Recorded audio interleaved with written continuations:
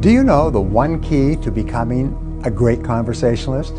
The key is to pause before replying. A short pause of 3 to 5 seconds after a person stops talking is a very classy thing to do in a conversation. When you pause, you accomplish 3 goals simultaneously. First, you avoid running the risk of interrupting if the other person is just catching his or her breath before continuing. The second benefit is that you show the other person that you are giving careful consideration to his or her words by not jumping in with your own comments at the earliest opportunity. The third benefit of pausing in conversation is that you will actually hear the other person better. His or her words will soak into a deeper level of your mind, and you will understand what he or she is really saying with greater clarity. By pausing, you mark yourself as a brilliant conversationalist. Another way to become a great conversationalist is to question for clarification. Never assume that you understand what the other person is saying or trying to say. Instead, if you have any doubt at all, ask, "How do you mean?" Or, "How do you mean exactly?" And then just pause and wait. This is the most powerful question I've ever learned for guiding and controlling a conversation.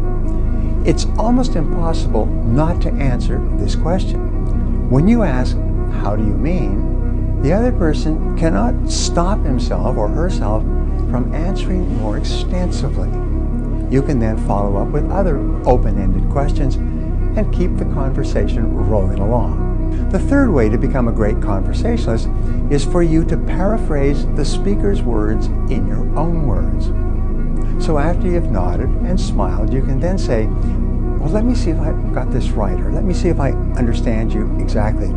What you're saying is this," and then you repeat it back in your own words. By paraphrasing the speaker's words, you demonstrate in no uncertain terms that you are genuinely paying attention and making every effort to understand his or her thoughts or feelings. And the wonderful thing is, when you practice effective listening, other people will begin to find you fascinating. They will want to be around you. They will feel relaxed and happy in your presence because when you listen to other people, you make them feel important. The reason why listening is such a powerful tool in developing the art and skill of conversation is because listening builds trust. The more you listen to another person, the more he or she trusts you and believes in you. Listening also builds self-esteem. When you listen attentively to another person, his or her self-esteem will naturally increase. He or she will feel better about themselves. He or she will feel more valuable and more respected. Finally, listening builds self-esteem in the listener. Because your mind can process words at 500 to 600 words per minute, and we can only talk at about 150 words per minute, it takes real effort to keep your attention focused on another person's words. If you do not practice self-discipline in conversation, your mind will wander in 100 different directions. The more you work at paying close attention to what the other person is saying, the more self-disciplined you will become. In other words, by learning to listen well, you actually develop your own character and your own personality.